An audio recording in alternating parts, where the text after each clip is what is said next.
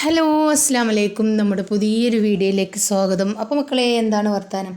എല്ലാവർക്കും സുഖമാണെന്ന് വിചാരിക്കുന്നു. നമ്മളും സുഖമായിട്ട് പോകുന്നു, അൽഹംദുലില്ലാ. അപ്പോൾ നമ്മൾ ഇന്നത്തെ ഒരു വീഡിയോ നിങ്ങളെല്ലാവരും ഒന്ന് ഫുള്ളായിട്ടൊന്ന് കണ്ട് നമ്മളൊന്ന് സപ്പോർട്ട് ചെയ്യുക. അപ്പോൾ നമ്മൾ ഇന്നത്തെ വിശേഷങ്ങൾ എന്ന് പറഞ്ഞാൽ നമ്മളൊക്കെ പോകുന്ന ഒരു ദിവസമാണ് കേട്ടോ. അങ്ങനെ പ്രവാസി ജീവിതത്തിലേക്ക് വീണ്ടും പോവുകയാണ് കേട്ടോ. അപ്പോൾ നമ്മൾ വീഡിയോ എടുക്കാനൊന്നും വിചാരിച്ചിട്ടില്ല. അപ്പോൾ 10 മണി ആയപ്പോഴത്തേന് ഏകദേശം പണികളൊക്കെ കഴിഞ്ഞപ്പോൾ ഞാൻ വിചാരിച്ച് ഒന്ന് വീഡിയോ അങ്ങോട്ട് എടുക്കാമെന്ന്. അപ്പോൾ നമ്മൾ രാവിലെ തന്നെ ചായ അല്ല കേട്ടോ, ചോറിന് വെള്ളം വെച്ച് പിന്നെ കടുമാങ്ങ ഇട്ടിട്ടുണ്ട്. അതിൻ്റെ അടിയിൽ ഉള്ള ചട്ടിയിൽ പയറുപ്പേരിയാണ് കേട്ടോ. നല്ല ചട്ടിക്ക് നല്ല ചൂടുണ്ട് കേട്ടോ. പിന്നെ നമുക്ക് ഉച്ചത്തേക്കും രാത്രിത്തേക്കും ഒക്കെ ബീഫ് കറി ഒന്നായിട്ട് അങ്ങോട്ട് വെക്കുകയാണ്. അപ്പം കറിയൊക്കെ റെഡി ആയിട്ടുണ്ട്. ഇനി അതൊക്കെ ഉള്ളിയിട്ട് തൂമിക്കണം കേട്ടോ. അതിനുള്ള തയ്യാറെടുപ്പിലാണ്. പിന്നെ നമ്മൾ കൊണ്ടുപോകാനുള്ള 1 കിലോനോളം ബീഫുണ്ട് കേട്ടോ. അതാണിത്. നല്ലോണം കഴുകി വൃത്തിയാക്കിയിട്ട് പിന്നെയും വെള്ളത്തിലിട്ട് വെച്ചതാണ് കേട്ടോ. എത്ര വെള്ളത്തിലിട്ടാലും ആ ചോര കളർ അങ്ങോട്ട് പോകില്ലല്ലോ. അപ്പോൾ നല്ലോണം കഴുകി വെള്ളത്തിലിട്ടാൽ അപ്പോൾ ആ ചോര കളറൊക്കെ ഉണ്ടെങ്കിൽ അതൊക്കെ അങ്ങോട്ട് പോയിക്കോളൂ കേട്ടോ. അങ്ങനെ നമ്മൾ ഈ കറികളൊക്കെ സെറ്റാക്കാനുള്ള പുറപ്പാടാണ്. നമുക്ക് ഇന്ന് പുട്ടും പട്ടാണിക്കറിയേനി. അപ്പോൾ പട്ടാണി ഞാൻ 2 ദിവസം മുമ്പേ വെള്ളത്തിലിട്ടതേനി കേട്ടോ. അപ്പോൾ ഈ പുട്ടിന് ഞാൻ ഈ പച്ചപ്പട്ടാണി കറി ഇന്നേ വരെ വെച്ചിട്ടില്ല. പിന്നെ 2-3 ദിവസമായില്ലേ വെള്ളത്തിലിട്ട് ഞാൻ ഫ്രിഡ്ജിൽ വെച്ചതേനി കേട്ടോ. പിന്നെ നമ്മൾ ബംഗാളിയിലൊക്കെ പോയി. ഇനി അതിപ്പോൾ ഇങ്ങനെ വെള്ളത്തിലിട്ട് ഫ്രിഡ്ജിൽ വെച്ചാൽ കേട് വരുമോ എന്നുള്ള പേടിയുണ്ട്. അതുകൊണ്ടൊരു കറിയാക്കി പുട്ടിന്. അപ്പോൾ ഇന്നലത്തെ കുറച്ച് ചോറുണ്ട് കേട്ടോ. അതും വേഗം ഒരു പാത്രത്തിൽ ഊറ്റി വെച്ചതാണ് കേട്ടോ. തിളപ്പിച്ച് ഊറ്റിയിട്ട് കേസ്റ്റോളിൽ ഇട്ട് വെച്ചതാണ്. അപ്പോൾ ചൂടാറൂലല്ലോ. പിന്നാണ് നമ്മൾ ചോറിനൊക്കെ വെള്ളം വെച്ചത്. പിന്നെ നമ്മൾ 2 ദിവസം മുന്നേ പറിച്ച് വെച്ച മാങ്ങ ഉണ്ടല്ലോ, അതൊക്കെ ഏകദേശമൊക്കെ ഒന്ന് പഴുത്ത് വരുന്നുണ്ട്. അപ്പം അതും ഗൾഫിക്ക് കൊണ്ടുപോകാൻ വേണ്ടിക്കാണ്ട് വെച്ചതാണ് കേട്ടോ. അത് ഫുള്ളും കൊണ്ടുപോകാൻ കഴിയുമെങ്കിൽ അത്രത്തോളം നമുക്ക് അത്രയും സന്തോഷമുണ്ട്. പക്ഷേ ഏറിയ ഒരു 10 മാങ്ങയൊക്കെ കൊണ്ടുപോകാൻ കഴിയുള്ളൂ കേട്ടോ. അപ്പോഴത്തേന് നമ്മളെ വെയിറ്റൊക്കെ അങ്ങോട്ട് കൂടും. വെറും 20 കിലോ മാത്രം കൊണ്ടുപോകാൻ കഴിയുള്ളൂ. പിന്നെ മാങ്ങ മാത്രമല്ല കേട്ടോ, പത്തിരി ഉണ്ട്, 1 കിലോ ബീഫുണ്ട്, പിന്നെ ഒരു 2-2.5 കിലോനോളം വെയിറ്റുള്ള ചട്ടിപ്പത്തിരി ഉണ്ട്. പിന്നെ കുറച്ച് ബേക്കറി സാധനങ്ങളൊക്കെ വാങ്ങിയിട്ടുണ്ട്. പിന്നെ മുളക്, മല്ലി അങ്ങനത്തെ കുറച്ച് സാധനങ്ങളൊക്കെ ഉണ്ട് കേട്ടോ. അതൊക്കെ ആകുമ്പോഴത്തേന് തന്നെ 20 കിലോനാവും. പിന്നെ ഞങ്ങൾ ഞാൻ രാവിലെ തന്നെ ആയ പുട്ടും കറികളൊക്കെ ടേബിളുമ്മ കൊണ്ടുപോയി വെച്ചിന് കേട്ടോ. പിന്നെ ഈ വൈക്ക് ഞാൻ വന്ന് നോക്കിയിട്ടില്ല കേട്ടോ. ഓരോന്ന് തിന്നുകാണ്ട് പോയിട്ടുണ്ടാവും.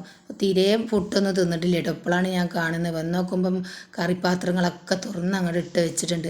നമ്മളെ അടുക്കളയിൽ തകൃതായ പണിയിലേനി കേട്ടോ.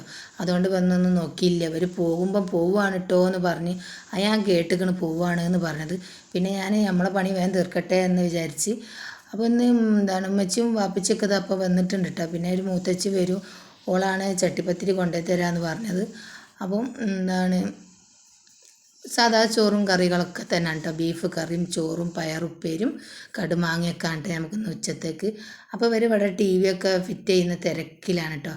അപ്പോൾ പിന്നെ TV ഒക്കെ ഫിറ്റ് ചെയ്ത ശേഷം വാപ്പിച്ചതാ നല്ല TV ഒക്കെ ഇരുന്ന് കാണുന്നുണ്ട്. കേബിളൊന്നും വലിച്ചിട്ടില്ല കേട്ടോ. ഇവരൊരു പെൻ ഡ്രൈവർ എന്ന് പറഞ്ഞൊരു സാധനം ഉണ്ടല്ലോ, അതിൽ കുറച്ച് സിനിമ ഒക്കെ ഉണ്ട്. അപ്പോൾ അതൊക്കെ കണ്ട് ഇങ്ങനെ ഇരിക്കുകയാണ്. അപ്പോൾ അതിൽ കച്ചറൊക്കെ കൂടുന്നതാണ് കണ്ട് അങ്ങനെയൊന്നും ഭയങ്കര കച്ചറ ഭയങ്കര വർത്താനത്തിലാണ് കേട്ടോ മൂപ്പര്. കച്ചറ കൂടുമ്പോൾ പിന്നെ ഉമ്മച്ചി നിസ്കരിച്ച് ഞങ്ങൾ ചോറും ഒക്കെ തിന്ന്. പിന്നെ നമ്മളെ മൂത്തച്ചിക്ക് ഞാനൊരു പണി കൊടുത്തിട്ടുണ്ട് കേട്ടോ. അപ്പോൾ ഞാൻ ബീഫൊക്കെ വേവിച്ച് വെച്ചിന് കേട്ടോ. കൊണ്ടുപോകാനുള്ള ബീഫൊക്കെ വേവിച്ച് വെച്ചിന്. പിന്നെ ചെറിയുള്ളിയൊക്കെ നല്ലോണം അരിഞ്ഞ് വെച്ചിന്. അപ്പം ഞാൻ പറഞ്ഞു നിങ്ങൾ ഇതിലേക്കുള്ള ഇതൊന്നൊന്ന് വറ്റിച്ചരിയെന്ന് പറഞ്ഞു. അപ്പോൾ മൂപ്പത്തി വെക്കുമ്പോൾ നല്ല ടേസ്റ്റാണ് കേട്ടോ. അപ്പം കുറച്ച് വെളിച്ചെണ്ണ ഒഴിച്ചുകൊണ്ട് അതിലേക്ക് ചെറിയുള്ളിയും പിന്നെ ഇഞ്ചി, വെളുത്തുള്ളി, അതിൽ ഞാൻ വലിയ ജീരകവും ചെറിയ ജീരകമൊക്കെ ഒരു നുള്ളു ഇട്ടിട്ടുണ്ട് കേട്ടോ. ആ വെളിച്ചെണ്ണയ്ക്ക് ആ വലിയ ജീരകവും ചെറിയ ജീരകവും ഇഞ്ചിയും വെളുത്തുള്ളിയും പച്ചമുളകൊക്കെ ഒന്നായിട്ട് ചതച്ചത് ഞാനല്ല കേട്ടോ, എൻ്റെ മുത്തച്ഛി അതിലേക്ക് ഇട്ട് പിന്നെ ചെറിയ ഉള്ളി ഞാൻ ചെറുതാക്കി അരിഞ്ഞവിടെ വെച്ചിട്ടുണ്ട്. ഇനി അതൊക്കെ ഇട്ടിട്ട് ആ വെളിച്ചെണ്ണയിൽ ഇട്ടിട്ട് പിന്നെ നമ്മളെ ബീഫിലുള്ള വെള്ളം ഉണ്ടല്ലോ അതാണ് കേട്ടോ ഒഴിക്കുള്ളൂ. ബീഫ് ഇപ്പോൾ ഇടില്ല. ബീഫുള്ള വെള്ളം അത് പകുതിയോളം വറ്റിയിട്ടാണ് ബീഫ് ഇടുള്ളൂ കേട്ടോ. അപ്പോൾ ഞാൻ പറഞ്ഞു ഏതായാലും നിങ്ങളിവിടെ അടുക്കളയിൽ ഇങ്ങനെ നിൽക്കല്ലേ, ഞാനും എന്നാൽ കൊണ്ടുപോകാനുള്ള പത്തിരിയൊക്കെ പത്തിരിക്കുള്ളതൊക്കെ കുഴക്കട്ടെ എന്ന് പറഞ്ഞു. പിന്നെ ഒരു 5-5:30 പത്തിരി ചുട്ടാൽ മതിയല്ലോ. അപ്പോൾ കുഴച്ച് വെച്ചാൽ പണി അവിടെ തീരുമല്ലോ. അപ്പോൾ എല്ലാവരും അടുക്കളയിലല്ലേ എന്ന് വിചാരിച്ചാണ് ഞാൻ പത്തിരിപ്പൊടിയൊക്കെ കുഴച്ച് ഓരോന്ന് സെറ്റാക്കി വെച്ചിട്ടുണ്ട്. പിന്നെ അത് ആ ബീഫൊക്കെ അതിലേക്ക് ഇട്ട് നല്ലോണം ഉണങ്ങി വറ്റി വരണ്ട നല്ല അടിപൊളി ബീഫാണ് കേട്ടോ മുപ്പത്തി ഉണ്ടാക്കൽ. അതൊക്കെ കഴിഞ്ഞ ശേഷം നമ്മൾ പത്തിരിക്കൊക്കെ കുഴച്ച് അവിടെ ബീഫൊക്കെ സെറ്റാക്കിയിട്ടുണ്ട് കേട്ടോ. അതൊക്കെ സിമ്മിലാക്കി വെച്ചതാണ്. പിന്നെ അതാ നമ്മളെ മുത്തച്ഛി കൊണ്ടുവന്ന ചട്ടിപ്പത്തിരിയാണ്. പിന്നെ അത് നമ്മൾ കുറച്ച് ബേക്കറി സാധനങ്ങളൊക്കെ വാങ്ങിയതാണ്. പിന്നെ അതാ പത്തിരിപ്പൊടി, മുളകും പൊടി, മല്ലിപ്പൊടി എന്ന് പറഞ്ഞ മാതിരി കുറച്ച് സാധനങ്ങൾ ഉള്ളൂ കേട്ടോ. അപ്പോൾ ഇതൊക്കെ ഓരോന്നായിട്ട് കൊണ്ടുപോയി ഒന്നായിട്ട് സഞ്ചിയിലിട്ടുകാണ്ട് ഒരു പീടിയെ കൊണ്ടുപോയി തൂക്കിയിട്ട. അപ്പോൾ കറക്റ്റ് എന്തോ കുറച്ചൊരു കുറവുള്ളൂ കേട്ടോ. അങ്ങനെ കൊണ്ടുപോകാനും കൊണ്ടുവന്നതിന് ചട്ടിപ്പത്തിരി, പിന്നെ ചെറിയ കുഞ്ഞ് ചട്ടിപ്പത്തിരി നമുക്ക് ചായക്ക് കൂട്ടാനും കൊണ്ടുവന്നതിന് കേട്ടോ. നല്ല അടിപൊളി ടേസ്റ്റ് ആയിട്ട് നമ്മളൊന്നും ഉണ്ടാക്കുന്ന പോലുള്ളതൊന്നും അല്ല, നല്ല രസമുണ്ടായിന്. പിന്നെ നല്ല അടിപൊളി പാൽച്ചായയും ചട്ടിപ്പത്തിരിയൊക്കെ ഞങ്ങൾ എല്ലാവരും കഴിച്ച് പിന്നാണ് പത്തിരിയൊക്കെ ചുടാൻ പോയത് കേട്ടോ. അപ്പോൾ ഞാൻ ഈ മാങ്ങൊക്കെ തൂക്കാൻ കൊണ്ടുപോയില്ല, മാങ്ങ, ബേക്കറി, ചട്ടിപ്പത്തിരി എല്ലാം തൂക്കാൻ കൊണ്ടുപോയിൽ പിന്നെ കറക്റ്റ് ഒരു 19 എത്രയോ ആയിട്ടുണ്ട് കേട്ടോ മൊത്തത്തിൽ കൂട്ടിയപ്പോൾ. അപ്പം സംസുഖ പറഞ്ഞ് പെട്ടിയിൽ മാങ്ങ ഇടണ്ട, എൻ്റെ ബാഗിലിടുക, അത് കൈമ പിടിക്കുന്നതാണല്ലോ. ഞാൻ എന്ത് ചെയ്ത് അതിൽ നോക്കുമ്പോൾ ആകെ 12 മാങ്ങ ഉള്ളൂ കേട്ടോ. നമ്മൾ എത്രത്തോളം അവർക്ക് കൊടുക്കാൻ നോക്കും, പക്ഷെ കൊണ്ടുപോകാൻ കഴിയൂല കേട്ടോ. അപ്പോൾ കൈമലല്ലേ എന്ന് പറഞ്ഞപ്പോൾ ഞാൻ എന്താക്കി, സംസുഖനെ കാണാതെ 2 മാങ്ങൊക്കെ അതിക്ക് പിന്നെയും വീണ്ടും ഇട്ടുകൊടുത്തിട്ടുണ്ട് കേട്ടോ. അപ്പോൾ അതൊന്നും അറിഞ്ഞിട്ടില്ല, അത് അറിഞ്ഞിട്ടുണ്ടെങ്കിൽ വാളെടുത്തല്ലങ്കക്കല്ലി എന്ന് പറഞ്ഞ പാട്ടുണ്ടല്ലോ, അതുപോലെ ഒച്ചുമ്പിളി കൊണ്ടുപോകുമ്പോൾ എന്തെങ്കിലും ഇത്തിരി വെയിറ്റ് കൂടിയാൽ കച്ചറാണ് കേട്ടോ. അങ്ങനെയൊക്കെ ഉണ്ട്. എന്താ പറയണ്ടേ എന്നുള്ളൊരിതാണ്. അങ്ങനെയൊക്കെയാണ് സംഭവങ്ങളൊക്കെ. പോകാൻ നേരത്തൊക്കെ ഇത്തിരി വെയിറ്റ് കൂടുമ്പോൾ പിന്നെ അവിടുന്ന് പാടാണല്ലോ. പിന്നെ നമ്മളൊക്കെ പോകണ അന്ന് വെയിറ്റ് 30 കിലോനേന് കേട്ടോ. 31 ആയിട്ട് ചിലരൊക്കെ കുഴപ്പമില്ല എന്ന് കണ്ട് അങ്ങോട്ട് കയറ്റി വിടുന്നുണ്ട്. ഇത് സംസുഖ കൊണ്ടുപോകുമ്പോൾ കറക്റ്റ് കൊണ്ടുപോകില്ല, 1 കിലോ കുറച്ചിട്ടേ കൊണ്ടുപോകുള്ളൂ. അത് നല്ലതാണ് കേട്ടോ. ഓരോരുത്തരും ഓരോ സ്വഭാവക്കാരാവും. ചിലർ ഒന്നും പറയില്ല, ചിലർ കറക്റ്റല്ല, ഒന്നല്ല കൂടിയിട്ടുള്ളൂ എന്നൊക്കെ ജഡ്ജ് കണ്ട് അങ്ങോട്ട് ഒഴിവാക്കും കേട്ടോ. ചിലറ്റിങ്ങളങ്ങോട്ട് പൊട്ടിച്ച് പുറത്തേക്ക് ഇടിപ്പിക്കും, എന്തോ സ്വഭാവമൊക്കെയാണ്. അങ്ങനെ ഞങ്ങൾ പത്തിരിയൊക്കെ ചുട്ട് കഴിഞ്ഞ് ചൂടാറാൻ വേണ്ടി കണ്ട് ഒരു തട്ടിൽ കൊണ്ടുപോകാനുള്ളത് ഒരു തട്ടിലിട്ടു. പിന്നെ നമുക്ക് ഇവിടുന്ന് കഴിക്കാനുള്ള ഗസ്റ്റുകളൊക്കെ ഇട്ട് പിന്നെ വാപ്പച്ചി പെട്ടിയൊക്കെ നോക്കിയിനി. അപ്പം മാങ്ങൻ്റെ കവറൊക്കെ ഒന്നായിട്ട് നിലത്തേക്ക് വീണ്. അപ്പോൾ അതൊക്കെ എടുത്ത് വെക്കുകയാണ് പാവം. പിന്നെ അതാ നമ്മൾ ഭക്ഷണമൊക്കെ കഴിക്കാൻ 9 മണിയൊക്കെ ആകുമ്പോഴത്തേക്കും ഭക്ഷണമൊക്കെ കഴിച്ച് കഴിഞ്ഞിരിക്കണം കേട്ടോ. 9:45 ആകുമ്പോഴാണ് ഇവിടുന്ന് ഇറങ്ങിയത്. അപ്പോൾ നമ്മൾ ഇന്ന് രാവിലെ ഒരു 4 മണിക്കൊക്കെ എണീച്ച് നമ്മളാണുങ്ങളൊക്കെ പോകുമ്പം തലേന്നേ ബീഫ് കൊണ്ടുപോകേണ്ട സാധനങ്ങളൊക്കെ അധികം ദിവസം കൊണ്ടുവരും കേട്ടോ. അപ്പം അതൊക്കെ ഉണ്ടാക്കി പെട്ടെന്ന് എല്ലാ പണികളൊക്കെ കഴിച്ച് നോക്കിയാലും നമ്മളാണുങ്ങൾ പോവോളും നമുക്ക് അടുക്കള പണി തന്നെ ആവില്ലേ. പണ്ടൊക്കെ ഞാൻ ആഗ്രഹിച്ചിന് കേട്ടോ, അന്നത്തെ ദിവസമെങ്കിലും അടുക്കളയത്തെ ഒരു പണി കുറഞ്ഞ് കിട്ടിയിരിക്കണമെങ്കിലോ ആരെങ്കിലും ഒന്നും ഉണ്ടായാൽ നമുക്കൊരാശ്വാസമാണല്ലോ. പ്രത്യേകിച്ച് നമ്മളെ അമ്മമാർ തന്നെ. അധികം ഉമ്മമാരൊക്കെ മക്കളെ വീട്ടിലൊക്കെ പോയി കണ്ട് കഴിയുന്ന കഴിയാത്ത അമ്മമാരിതല്ല കേട്ടോ പറയണത്. വീട്ടിലൊക്കെ പോയി എല്ലാ പണിയൊക്കെ എടുത്ത് കൊടുക്കുമ്പോൾ ഞാൻ വിചാരിച്ചു നമ്മളെ അമ്മമാർക്കൊന്നും അതേ കഴിയൂല കേട്ടോ. ഞാനൊക്കെ ഒരു വയറുവേദനയായി കിടന്നാൽ തന്നെ അമ്മ ചൂലൊക്കെ എടുത്ത് കൊണ്ടുവരും, ചിലപ്പം പാത്രമൊക്കെ കഴുകാൻ നോക്കും. അപ്പോഴൊന്നും ഞാൻ സമ്മതിക്കൂല കേട്ടോ. നമുക്കൊന്നും ശീലമില്ല. ആദ്യമൊക്കെ പണ്ട് ചെറിയ പ്രായത്തിലൊക്കെ ചെയ്യാന്നല്ലാണ്ട് ഇപ്പോഴൊന്നും അത് കയ്യിലിട്ട് ഞാൻ വയറുവേദനയായി കളിക്കുമ്പോഴൊക്കെ അമ്മ പറയും ഞാൻ അടിച്ചൊരിക്കോളാം, ഞാൻ പാത്രം കേൾക്കോളാം എന്നൊക്കെ പറയും. ഞാൻ സമ്മതിക്കൂല കേട്ടോ, നമുക്ക് കഴിയൂല. അതുകൊണ്ടാണ് കേട്ടോ. എന്നാലും നമ്മൾ ആഗ്രഹിച്ചു പോകും.